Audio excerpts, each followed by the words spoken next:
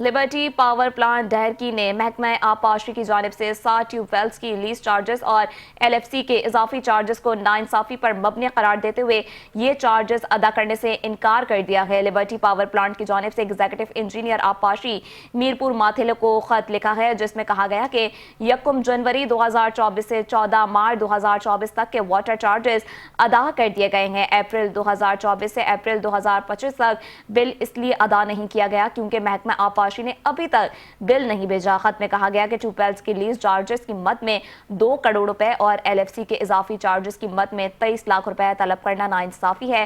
اسی پر مزید بات کرتے ہیں نمائندہ 5 نیوز شکیل نائٹ سے۔ جی شکیل، آگاہ کیجیے گا۔ دیکھیں، لبرٹی پاور پلانٹ ڈہرکی میں ہے، انہوں نے محکمہ آبپاشی کو خط لکھا ہے کہ آپ نے ہم سے 7 ٹیوب ویل اضافی چارجز یہ دونوں جو ہے رقم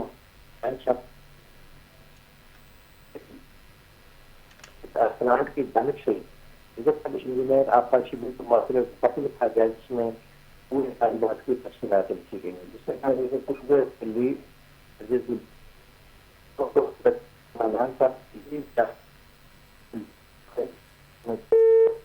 تفصیلات کے لیے شکریہ شکیل نائٹ۔